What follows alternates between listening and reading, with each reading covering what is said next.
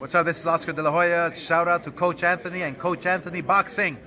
All right, guys, so make sure you go to the website, coachanthonyboxing.com, and check out my latest course, How to Box the Opposite Stance, Southpaw versus Orthodox. Guys, this is hands down one of the best courses that I ever made, and we put a lot of effort into it. Okay, we cut up the videos in sections so it's easy to navigate. It comes with PDF plans so you know exactly how to use the course, and it also comes with a CA boxing quiz, which is basically the Coach Anthony boxing quiz to make sure that you're learning. So I'm going to go ahead and test you out and test your boxing IQ.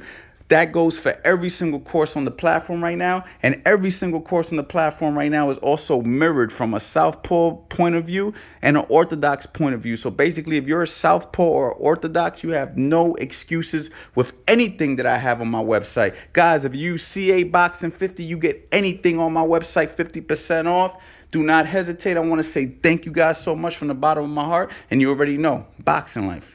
What's going on, guys? It's your boy Coach Anthony. I've been involved with boxing now for 20 years. I've been coaching now for over 10. I've worked with numerous world title contenders, world champions, professional MMA fighters, and even amateurs at the Olympic level. And now I'm here to coach you. All right, guys. So now we're getting into the meat and potatoes. Pause. Okay, pause. Right. But we're getting into the good stuff. The stuff that I know you guys are like, this is what I've been waiting for, Coach. I already knew how to roll and slip and all that. Okay, cool. I'm glad. All right. But we're gonna talk about what you guys been waiting for. So we got it where everybody who understands boxing will always teach you this. And if you didn't know this, you should be learning this for the first time, regardless, whatever. You want the lead foot to beat your opponent's lead foot when you're boxing the opposite stance, and it's going to be lead foot beating the lead foot. Now, the reason for that is, as you can see, Eddie is beating my foot. I throw my straight cross. I have nothing. Don't even slip. Get in a good boxing stance. Don't even beat my foot by a lot. Just beat it by enough. Beats me by just enough. I throw the straight cross. He doesn't have to do anything. He throws the straight cross right on target. Okay. That is the reason that we were taught that. So that is simply an angle. If you don't have my how to create angles course, you should get it. I always talked about how southpaw friendly it was. And that's one of the main reasons right there, because an angle is simply just getting off to the side of your opponent, whether it's by an inch, a foot, it doesn't matter. The key is that you're not in the middle. That's all the angle really is. So he has created, well, he didn't create the angle yet. We're going to teach you how to create angles soon. But let's just say he already got there. There you go. He's in a very good position. He could shoot that cross, bang, straight down the center line. And then from there, he has a number of options. But for the most part, foot positioning, foot placement, the foot battles, always going to be when you're in front of your guy, basically, to try to beat his foot. Okay, and we're gonna teach you different ways that you're gonna beat it, but that's what you're looking to do. All right, so as we move forward, you'll learn how to do it, but add that to your box. All right, guys, so now we're gonna talk about a technique that is highly used against the opposite stance, and for good reason, and it's called fencing.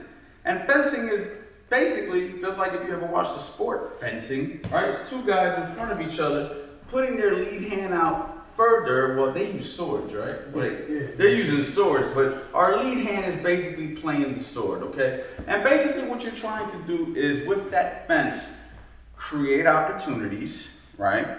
You're also using it as a defense.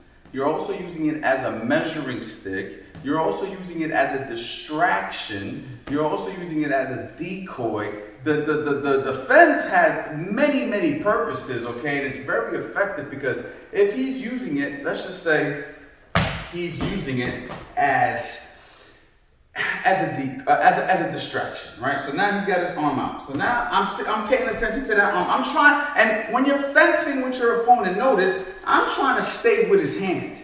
So as he's moving that hand up and down, now I'm following his hand.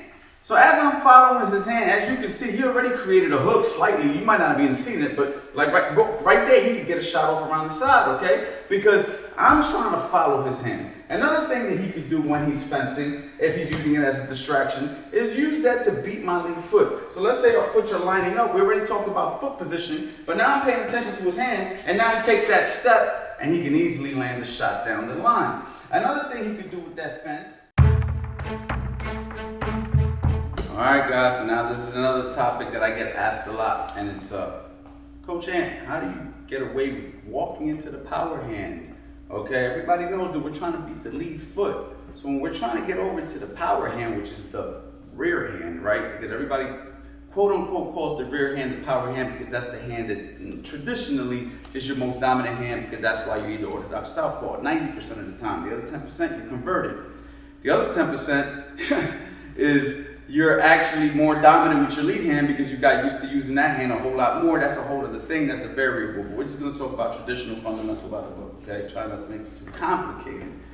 But he's going to go ahead and go over here. Now, we talked about this in Defensive Principles 101, and that's stepping back and circling, right? And that's very important when you want to go to the power hand, because what happens is this: if he's beating me and he just simply walks across, he walks right into the power hand. That's the problem. That's what everybody talks about.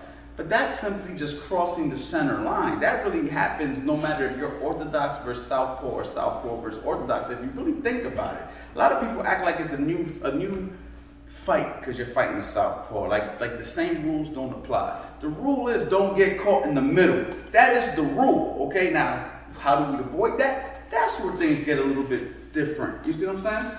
So he's here. He wants to go over to my power hand. He's just going to step back and circle. Now look what happens. He is now on that side of my body. Let's do it from a different angle.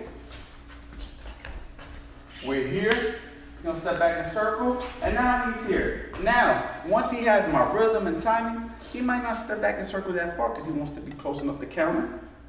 So we're here. Step back and circle. And maybe he's close enough where, bang, he can drop a shot. You know what I mean? I just roll him out of natural habit. But he was already on that side. He really doesn't even have to roll. But he goes ahead, he gets on this side, and he just keeps going that direction, okay? Now, let's just say maybe he's just using misdirection. So now he's circling this way. And then he circles this way. And then he circles this way. And boom, he drops the shot as he's circling this way. Maybe that was his strategy to get back over. So maybe circling into the power hand, so to speak, was to lure me to sleep so he can actually get the angle that he really wants. Maybe he's already here, and then he just slips. He's caught in the middle. He just sidesteps, matter of fact. I'm sorry. This isn't really circling to the power hand. This is just sidestepping, but this is really good. I should have put this in my how to counter the cross, but he just simply sidesteps the cross and comes back with the cross. Or as you can see, he was actually going to put an uppercut in there. That's the angle. But let's just say he just sidesteps. Bang! Okay, he tries almost like a slip. He's stepping with both feet. And that's another way to go to the power hand, so to speak, is slip that power hand or sidestep that power hand. But if we're boxing and he's fencing,